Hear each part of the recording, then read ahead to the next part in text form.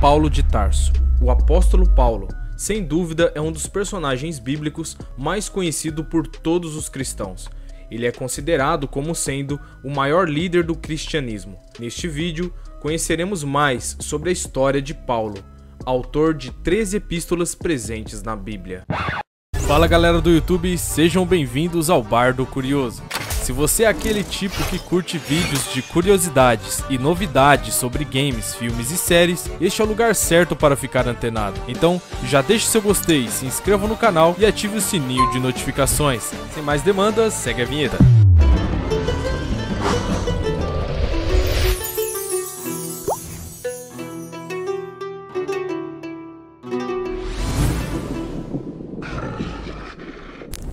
Biografia do apóstolo Paulo.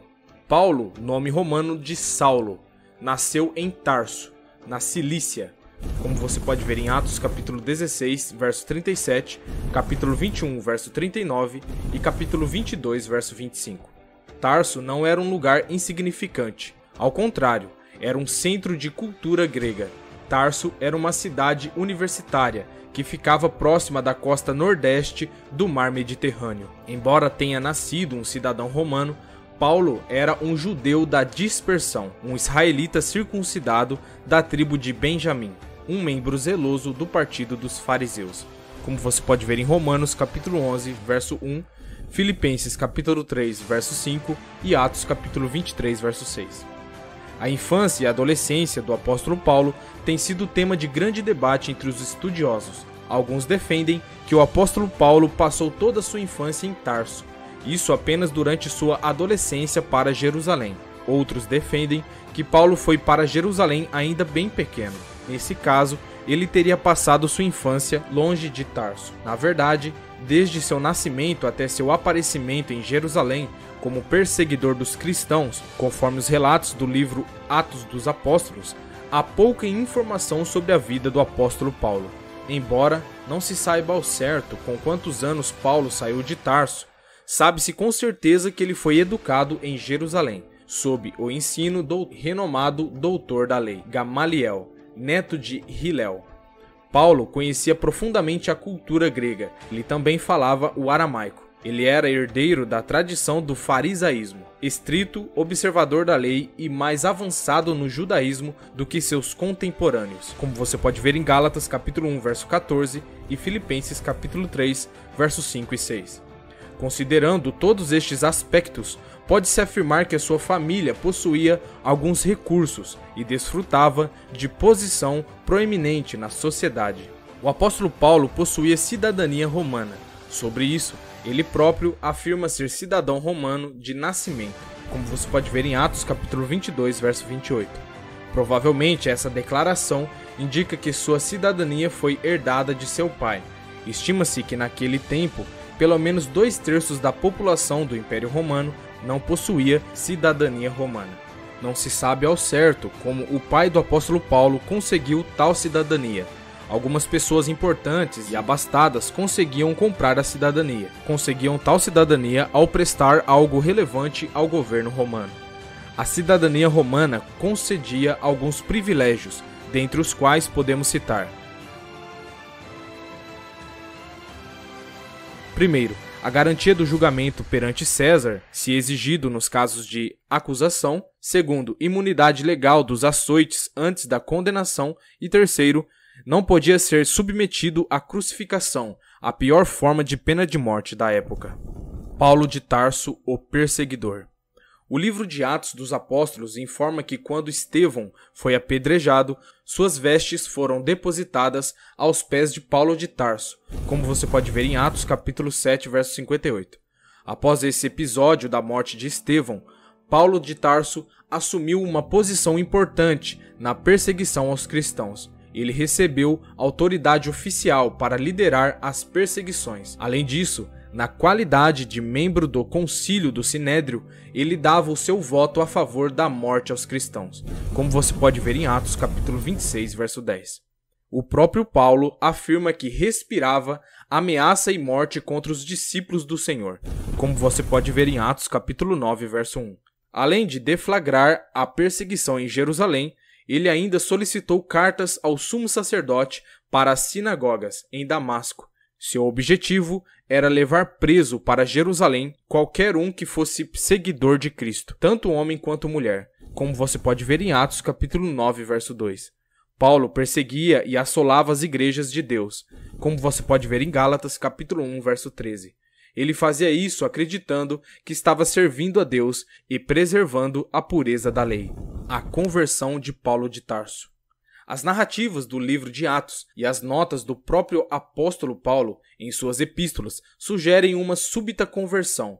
Entretanto, alguns intérpretes defendem que algumas experiências ao longo de sua vida devem tê-lo preparado previamente para aquele momento.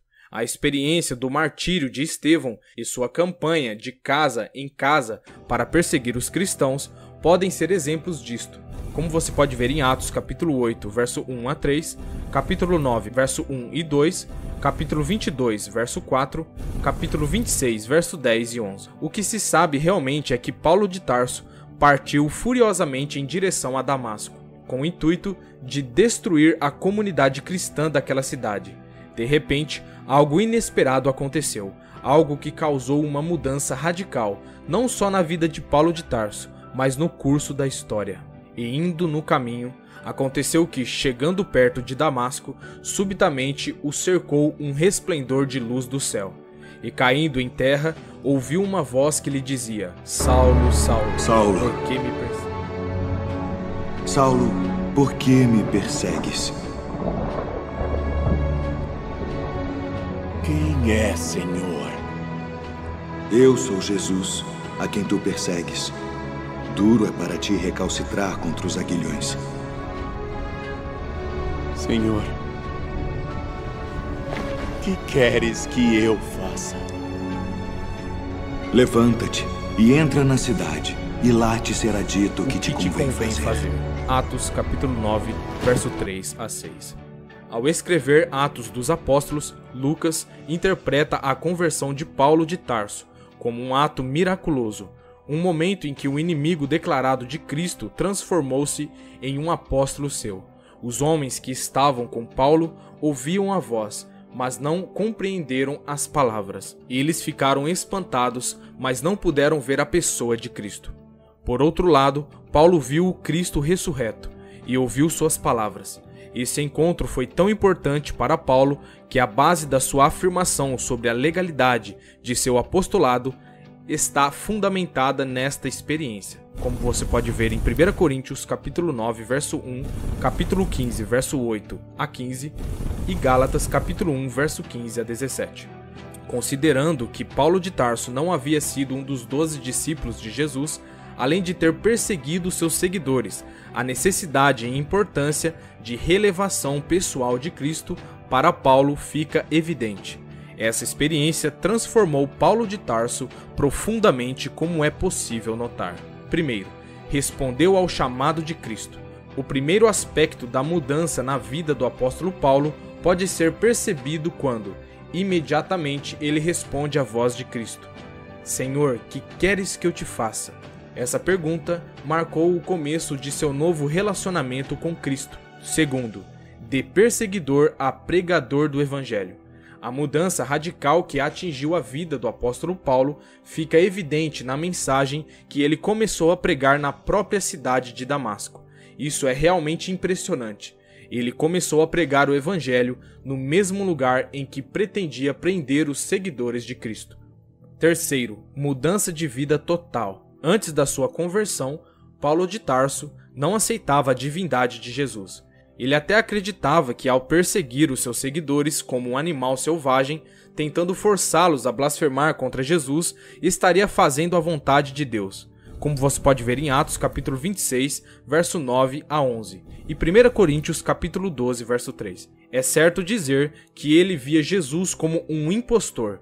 Após sua conversão, sua pregação não era outra senão anunciar que Jesus é o Filho de Deus, como você pode ver em Atos capítulo 9, verso 20. O Paulo rigoroso, ameaçador e violento de outrora, depois de convertido, passou a demonstrar ternura, sensibilidade e amor. Essas características ficam evidentes em suas obras. O início do ministério do apóstolo Paulo. Após o encontro que teve com Cristo, o apóstolo Paulo chegou em Damasco e recebeu a visita de Ananias. Foi Ananias que o batizou, como você pode ver em Atos capítulo 9, versos 17 e 18. Também foi ali, naquela mesma cidade, que Paulo começou sua obra evangelística. Não há informações detalhadas sobre os primeiros anos de seu ministério. O que se sabe é o que o apóstolo Paulo pregou rapidamente em Damasco e depois foi passar um tempo na Arábia, como você pode ver em Atos capítulo 9, verso 20 a 22 e Gálatas capítulo 1, verso 17. A Bíblia não esclarece o que ele fez ali, nem mesmo qual o lugar específico da Arábia em que ele ficou. Depois, o apóstolo Paulo retornou a Damasco, onde sua pregação provocou uma posição tão grande que ele precisou fugir para salvar sua própria vida, como você pode ver em 2 Coríntios capítulo 11, verso 32 e 33. Naquela ocasião, ele fugiu para Jerusalém. Nesse tempo, haviam completado cerca de 3 anos de sua conversão. Paulo tentou juntar-se aos discípulos, porém estavam todos receosos com ele. Foi então que Barnabé se dispôs a apresentá-los aos líderes dos cristãos. Entretanto, seu período em Jerusalém foi muito rápido, pois novamente os judeus procuravam assassiná-lo. Por conta disso, os cristãos decidiram despedir Paulo, uma decisão confirmada pelo Senhor numa visão, segundo o que ele próprio afirma em Gálatas capítulo 1, verso 18. Ele ficou somente 15 dias com Pedro. Essa informação se harmoniza com um relato de Atos capítulo 22, verso 17 a 21. Paulo acabou deixando Jerusalém antes que pudesse se encontrar com os demais apóstolos, e também antes de se tornar conhecido pessoalmente pelas igrejas da Judéia. Toda aquela região já ouviam as boas novas sobre Paulo, e não era conhecido de vista das igrejas da Judéia, que estavam em Cristo, mas somente tinham ouvido dizer: aquele que já nos perseguiu anuncia agora a fé que antes destruía. O silêncio em Tarso e o trabalho em Antioquia. Logo depois, o apóstolo Paulo foi enviado à sua cidade natal, Tarso. Ali passou um período de silêncio de cerca de 10 anos. Embora esses anos sejam conhecidos como sendo o período silencioso do ministério do apóstolo Paulo, é provável que ele tenha fundado algumas igrejas naquela região. Estudiosos sugerem que as igrejas mencionadas em Atos capítulo 15, verso 41, tenham sido fundadas por Paulo durante esse mesmo período. É certo que Barnabé, ao ouvir falar da obra que Paulo estava desempenhando, solicitou a presença do apóstolo em Antioquia, na posição de um obreiro auxiliar. O objetivo era que Paulo o ajudasse numa promissória missão evangelística entre os gentios. Após cerca de 1 ano, ocorreu um período de grande fome. Então os crentes de Antioquia providenciaram contribuições para servir de auxílio aos cristãos da Judéia. Essas contribuições foram levadas por Paulo e Silas. Havendo completado sua missão, Paulo e Silas regressavam a Antioquia. Esse período em Antioquia foi essencial no ministério do apóstolo Paulo. Foi ali que sua missão de levar o evangelho aos gentios começou a ganhar força. Foi enquanto estava em Antioquia que o Espírito Santo orientou a igreja a separar Barnabé e Paulo para a obra a qual Deus o chamara. Só então tiveram início as viagens missionárias do apóstolo Paulo. E servindo eles ao Senhor e jejuando, disse o Espírito Santo: apartai-me a Barnabé e a Saulo para a obra a que os tenho chamado. Então, jejuando e orando, e pondo sobre eles as mãos, os despediram. Atos capítulo 13, verso 2 e 3. As viagens missionárias do apóstolo Paulo. O trabalho evangelístico do apóstolo Paulo abrangeu um período de cerca de 10 anos. Esse trabalho aconteceu principalmente em 4 províncias do Império Romano: Galácia, Macedônia, Acaia e Ásia. Paulo concentrava-se nas cidades-chave, isto é, nos maiores centros populacionais de sua época. Isso fazia parte de seu planejamento missionário. Quando alguns judeus e gentios aceitavam a mensagem do evangelho, logo esses convertidos tornavam-se o núcleo de uma nova comunidade local. Desta forma, o apóstolo Paulo alcançou até mesmo as áreas rurais. A estratégia missionária usada pelo apóstolo Paulo pode ser resumida da seguinte forma: primeiro, ele trabalhava nos grandes centros urbanos, para que dali a mensagem se propagasse nas regiões circunvizinhas. Segundo, ele pregava nas sinagogas a fim de alcançar judeus e prosélitos gentios. Terceiro, ele focava sua pregação na comprovação de que a nova dispersação é o cumprimento das profecias da antiga dispersação. Quarto, ele percebia as características culturais e as necessidades dos ouvintes. Assim, ele aplicava tais particularidades em sua mensagem evangélica. Quinto, ele mantinha o contato com as comunidades cristãs estabelecidas. Esse contato se dava por meio da repetição de visitas e envio de cartas e mensageiros de sua confiança. Sexto, ele estava atento às desigualdades presentes na sociedade de sua época e promovia a unidade entre ricos e pobres, gentios e judeus. Além disso, ele solicitava que as igrejas mais prósperas auxiliassem os mais pobres. Em Atos capítulo 14, verso 21 a 23, é possível perceber que o método de Paulo para estabelecer uma igreja local obedecia a um padrão regular. Primeiramente, era feito um trabalho dedicado ao evangelismo, com a pregação do evangelho. Depois, havia um trabalho de edificação, onde os crentes convertidos eram fortalecidos e encorajados. Por último, presbíteros eram escolhidos em cada igreja para que a organização eclesiástica fosse estabelecida. Primeira viagem missionária. A primeira viagem missionária de Paulo está registrada em Atos capítulo 13, verso 1 a 14 e capítulo 14, verso 28. Não se sabe exatamente quanto tempo durou sua primeira viagem. Sabe-se apenas que ela deve ter ocorrido por volta de 44 e 50 depois de Cristo. O ponto de partida foi Antioquia, um lugar que havia se tornado um tipo de centro do cristianismo entre os gentios. Basicamente, a viagem foi concentrada na ilha de Chipre e na parte sudeste da província romana da Galácia. Barnabé foi o líder até um determinado momento da viagem, e Paulo era o pregador principal. João Marcos servia como auxiliador dos missionários principais. Entretanto, João Marcos os deixou, literalmente os abandonou, e retornou para Jerusalém. A partir desse ponto, o apóstolo Paulo assumiu a liderança da missão. Segunda viagem missionária. A segunda viagem missionária de Paulo está registrada em Atos capítulo 15, verso 36 e capítulo 18, verso 22. O propósito dessa viagem, conforme o próprio Paulo diz, era visitar os irmãos por todas as cidades em que a palavra do Senhor já havia sido anunciada, como você pode ver em Atos capítulo 15, verso 36. No entanto, ao discordarem sobre a ida de João Marcos na viagem missionária, Paulo e Barnabé decidiram se separar, enquanto Paulo levou consigo Silas, também chamado de Silvano. A data provável dessa viagem fica entre os anos de 50 e 54 d.C. Essa segunda viagem cobriu um território bem maior do que a primeira, estendendo-se até a Europa. A obra evangelística foi concluída na Macedônia e Acaia, e as cidades visitadas foram Filipos, Tessalônica, Bereia, Atenas e Corinto. O apóstolo Paulo permaneceu em Corinto um longo tempo, como você pode ver em Atos capítulo 18, verso 11 a 18. Ali ele pregou o evangelho e exerceu sua atividade profissional de fazer tendas. Foi dessa cidade que ele enviou a epístola aos Gálatas e provavelmente um pouco depois também enviou as epístolas aos Tessalonicenses. Paulo também parou brevemente em Éfeso e ao partir prometeu retornar em outra ocasião, como você pode ver em Atos capítulo 18, verso 20 e 21. Terceira viagem missionária.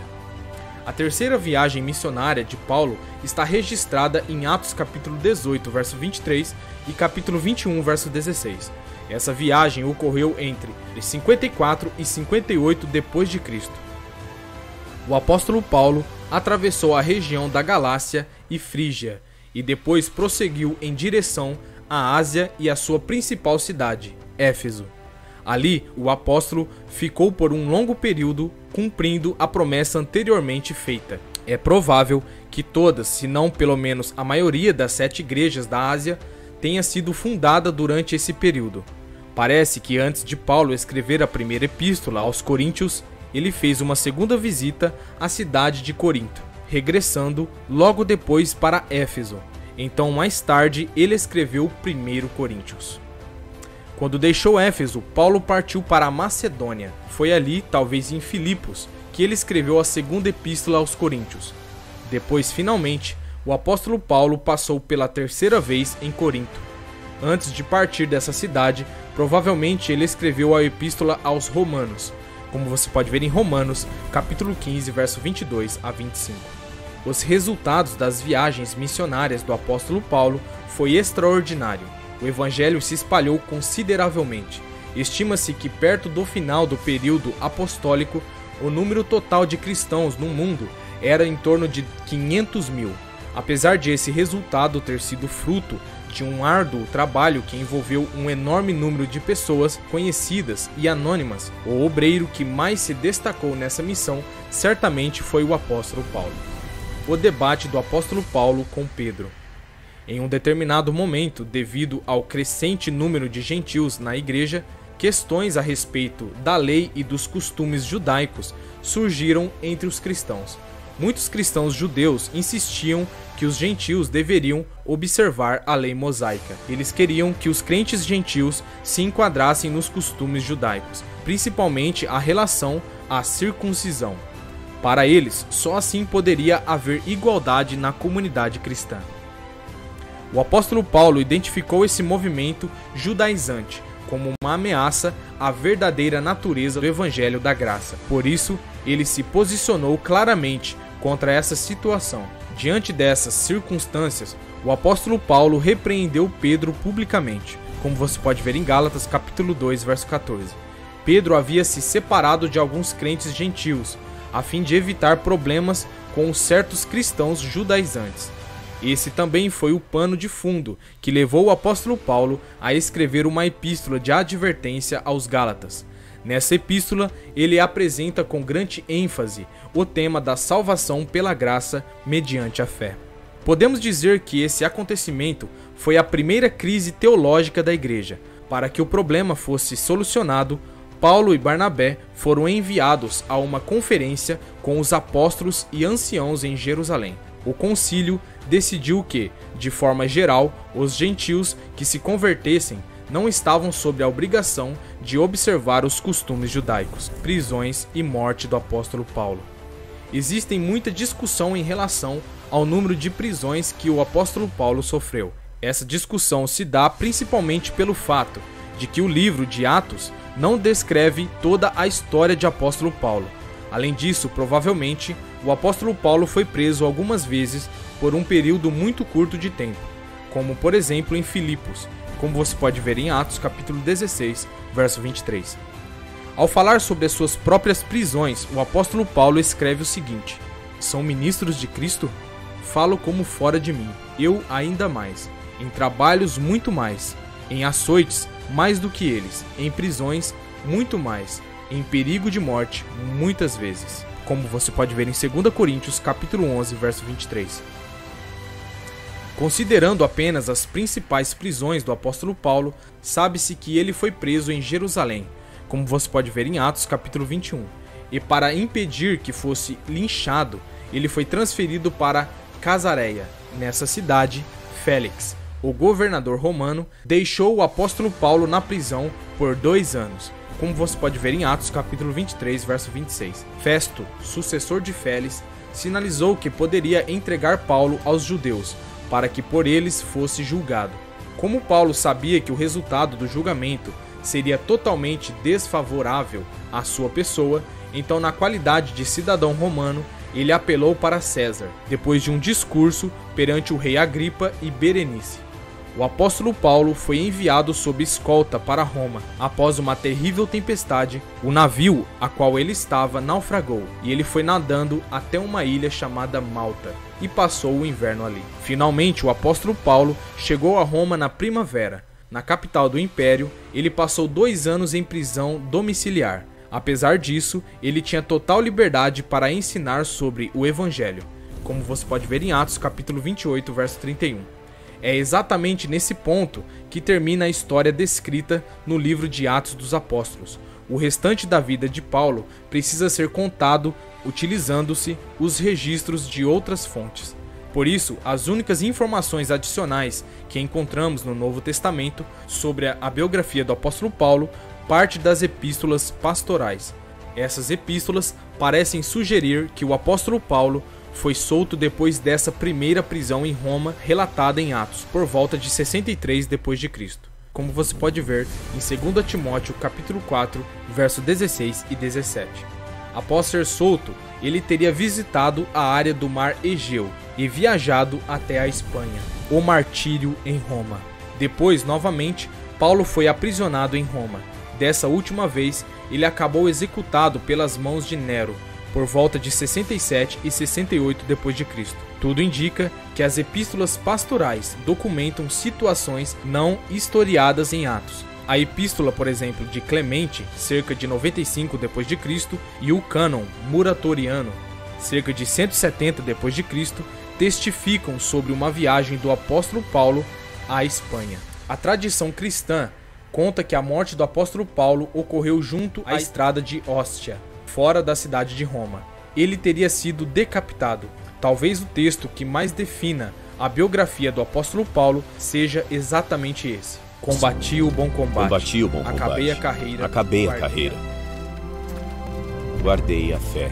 Desde agora a coroa da justiça me está guardada, a qual o Senhor, justo juiz, me dará naquele dia. E não somente a mim, mas a todos, mas também a todos os que amarem a sua vida. A todos os que amarem a sua vida. 2 Timóteo, capítulo 4, versos 7 e 8.